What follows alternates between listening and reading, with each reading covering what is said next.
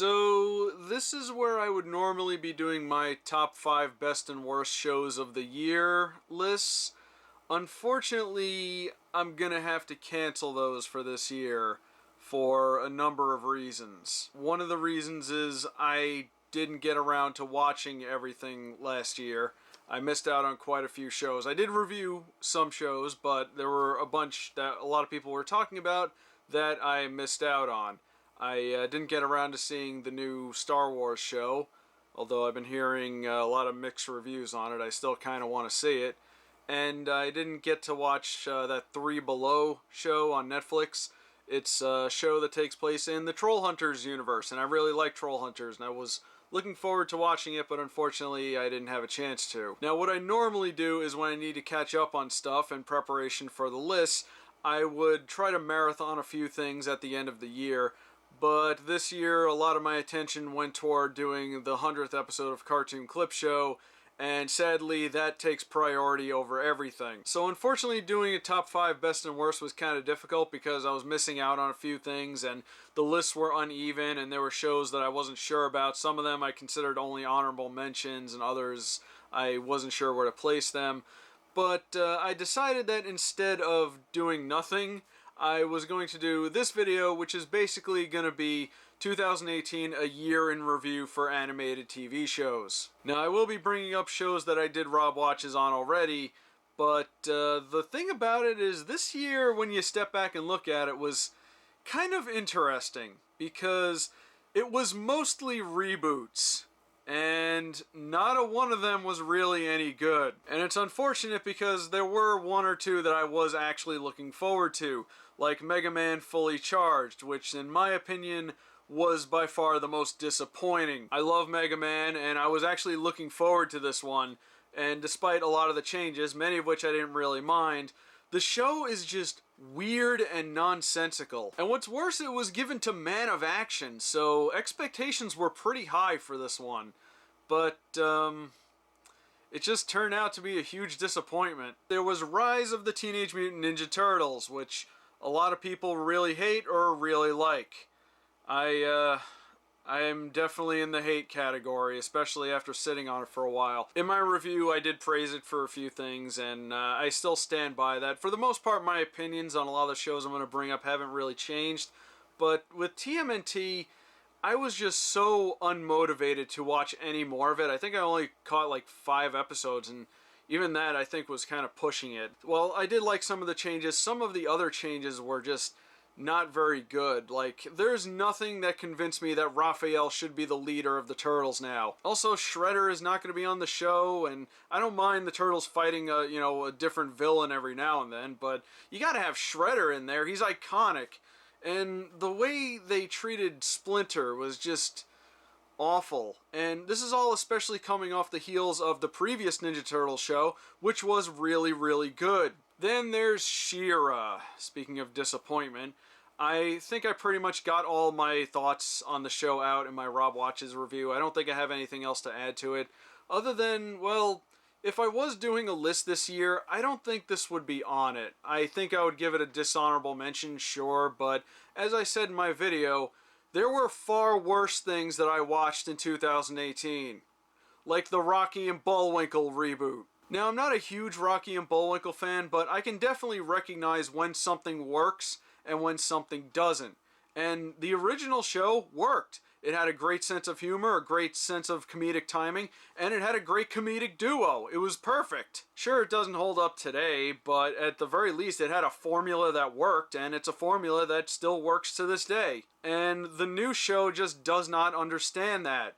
So instead, they turn Rocky and Bullwinkle into a screaming random comedy. As I said in my Rob Watches video, just watch the first couple of seconds of the first episode, and then go look up some old Rocky and Bullwinkle jokes, and I think you'll understand. But by far, the worst show of 2018, in my opinion, is Reboot the Guardian Code, which commits the worst sin any remake can make.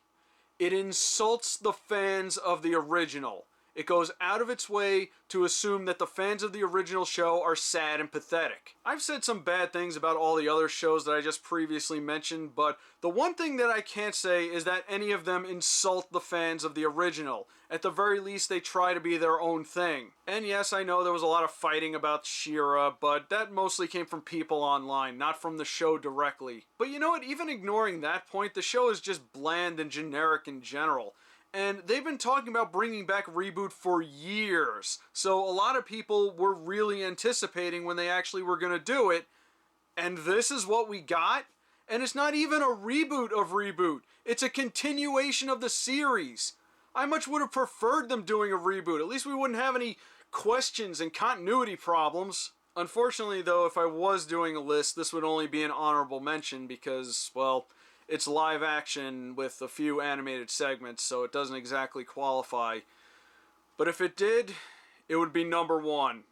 But the good news is, while a good portion of last year was nothing but reboots, we did get a lot of really good original shows that delivered us from mediocrity. Cartoon Network gave us Craig of the Creek, which I thought is a really good kids show, although my one gripe with it is that it's very safe. It doesn't really take any chances or does anything different. It's just a fine show for what it is. Not that there's anything wrong with that, but it would be nice if it did a little bit more than what it actually is. But for now, it is every bit as adequate as it is charming. For the adult television audience, there was also Final Space, which is a fun show with a lot of likable characters and a very engaging plot. And it's another really good example of how to do an adult cartoon without resorting to too much lowbrow, gross-out humor, and can still tell a really good story. But I think it's safe to say that Netflix won 2018 when it came to animation, because they had a lot of really cool new shows and a lot of good anime on there as well. I actually really liked Agretzko, and I think I pretty much have the same opinion on it that a lot of people have.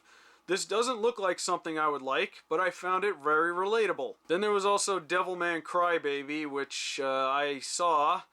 I don't think I like it that much, but I've certainly come to respect it. I figured I'd bring these up since I'm probably not going to be doing another Rob Tries Anime video. It's a shame the one video I put out didn't do so well. We also saw the triumphant return of Castlevania the Animated Series for a second season, an actual long second season, and it was really good. And I also have to bring up Voltron Legendary Defender, which had its last season last year. There was also that show The Hollow, which I'm going to be honest, I completely forgot about since I did my video on it. I still think it's a pretty good show, but I hear a lot of people didn't really care for it, and I kind of understand why. It is also one of those shows that you can really only watch once, because once you see the ending, well, there's no more surprises. I still think it's worth checking out if you haven't already, and if I was doing a list, I would probably give it an honorable mention. We also saw some veterans of animation return last year, like Matt Groening, who brought us Disenchantment, which is another show a lot of people are kind of polarized on. I don't think too many people really hate it, but I feel like maybe there was too much build-up to it because it had Matt Groening attached to it, and a lot of people really love The Simpsons and they love his work, so they were probably expecting something more from it, maybe. It definitely left a few things to be desired, and overall, if I was to pick an animated adult show from last year, I think Final Space did it a little bit better, but I still feel like it's worth watching. Again, honorable mention. And we saw the return of one of the head writers of Avatar: The Last Airbender, who gave us The Dragon Prince, which is an excellent show. This would definitely be high on the list. In fact, when I first saw the trailer, I was so sure this would be number one on my top 5. Unfortunately, the one thing holding it back is the animation. I've already gone over that in my Rob Watches video, but since then I've actually heard from a lot of people that they didn't really mind the animation that much. And granted, there were a lot of times in the series that you could barely tell, like during action scenes, and thankfully everything else about the show is so good that you kind of forget about it after a while. Though at times it is a bit of a distraction, but like I said, the show is excellent, and if you haven't seen it yet, check it out. I was kind of disappointed that Dragon Prince wouldn't have been number one if I was doing a list, but that leaves the question, what would be number one? Well, typically when I pick a number one, it's a show that I have the least negative things to say about it. And there was one other show that came out in 2018 that surprised me. It was a show that came out of nowhere and had no expectations behind it, but it was a scrappy little rookie that had something to prove, and so far I've been hearing almost nothing but good things about it, and everyone I've shown it to love it. Number 1 would be Hilda. This show was quite an underdog, and like I said, I have very few negative things to say about it.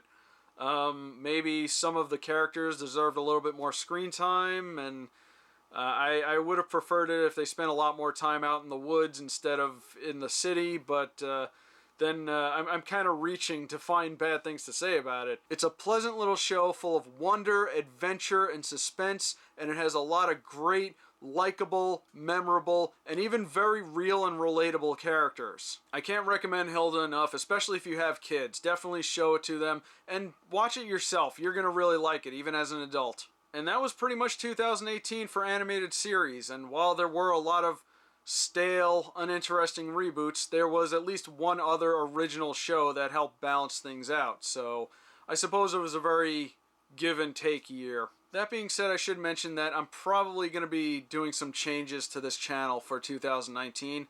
Previously, I've always tried to put out a video a week, and it really hasn't been working out, and it's leaving me exhausted and sort of mentally drained, so I'm probably going to be cutting back on videos this year, which means not as many Rob watches as I used to, and they'll still be there, don't worry. I'm only going to be doing it for like stuff that I really feel like I should be commenting on, or stuff that I really have an opinion on, but there's not going to be as many as there used to. And after doing Cartoon Clip Show number 100, I have kind of been rejuvenated in doing Cartoon Clip Show videos again, so I want to make that the main focus of this channel. So again, there'll still be Rob watches. There might be other videos every now and then, but I want to put as much focus on Cartoon Clip Show as possible, especially since now I have sponsored review requests and I really want to get to those.